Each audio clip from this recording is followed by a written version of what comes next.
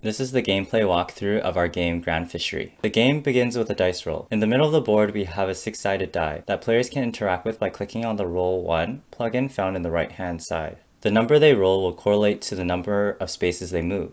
In turn, each space they move will decrement 1 fuel. The documentation of each player's fuel can be indicated by the cards on the left-hand side. Players begin with 10 fuel and 0 pearl. Pearls are in-game currency. For example, I have the blue ship. I begin here on the board, and I will start my turn by rolling the dice. I'll select the dice and roll, and I rolled a 5. This equates to how many spaces I can move. 1, 2, 3, 4, 5. This space I landed on indicates -1. And what this means is I lose 1 pearl. In turn, each space on the board has some form of feedback. How many pearls you gain or how many pearls you lose. Alright, since we moved 5 spaces, we have to decrement by 5 fuel, 1 corresponding to each space. In addition, we lost 1 pearl. But since we are at 0 pearls, we will lose no pearls, so we will remain at 0. The objective of the game is to collect 3 fish and bring them back to the fish market. The player that collects 3 fish and drops them off at the Dropbox locations located around the board, indicated here for example by the left of halibut. On the board are 5 different types of fish: salmon, halibut, trout, bass, and carp. If players land on the space corresponding to the fish, they will gain the fish. These are the cards representative of the fish, so these will be used for documentation purposes. After rolling the dice, the player can have the choice to roll on a chance deck. In this case, they roll an 8-sided die. Each side of the die represents 1 number, and these numbers will be correspondent to the chance upgrades they get, or curses, or chance deck attacks, in which case we have 3 different categories within our chance deck. In the chance deck, we have 3 different categories. We have upgrades, curses, and attacks.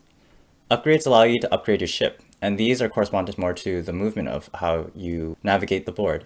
Curses are detrimental to the player and they impede progress. For example, one of them will freeze the player for 1 turn, another one will lose fuel. And losing fuel is detrimental in the case that fuel is used to travel along the board. Lastly, there are chance deck attacks, and these are to impede progress of other players. A secondary mechanic of the upgrades is if you hold 2 or more of these upgrades, indicated by 1 to 3 in the green section, then they will be able to create a ship expansion. Previously, players can only transport 1 fish at a time. However, if they have 2 or more upgrades for their ship, they can carry up to 2 fish, in which case they have an additional space to carry another fish. This will aid the player into progressing faster in the game, as they will be able to carry more fish to the finish line, or drop off more fish at a Dropbox location. The negative feedback loop we implement in our game to catch a stray-away winner is we played on the concept that the more you have, the more you're punished by the system. In which case, the context of our game, the more upgrades you have, the more chances you have to lose an upgrade. Now to be more specific, if the player has held a full limit of attack cards, which is 2, for more than 3 turns, they must discard 1. On the other side of the spectrum, the less you have, the more you're rewarded by the system. If a player has 0 fuel, we want to be able to bring them back into the game. In which case, if they roll on the chance deck, they will not receive any punishment. And the punishments within our chance deck are the chance deck curses. Indicated in the brackets here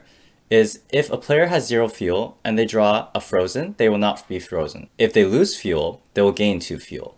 Another secondary mechanic within our chance deck is if you carry any of these attack cards, indicated by the light blue here, you're also able to trade them into a shop we have. At the bottom here is located our shop. Pearls are in-game currency, so let's first address that. By gaining pearls along the board, or you can also sell your upgrades for 2 pearls. And in this case, 2 pearls will do a half tank refill, which a full tank quantifies as 10 fuel. Therefore, they will refuel up to 5. Players cannot exceed the limit of 10 fuel. The implementation of selling upgrades to the shop is to aid in reducing deadlock. If players cannot move within the game, they will not be able to progress within the game. Therefore, if players are holding on to these upgrades, it's an ability that allows them to bring them back into the game. In addition to our feedback loop, for players that have 0 fuel, they will also not be punished, as mentioned earlier. Up here indicated we have a couple attacks. Let's say slow down a player for another turn, or steal fuel from another player. These attacks can be traded in for either a net, anchor, or hook. And the correspondent intransitive mechanic is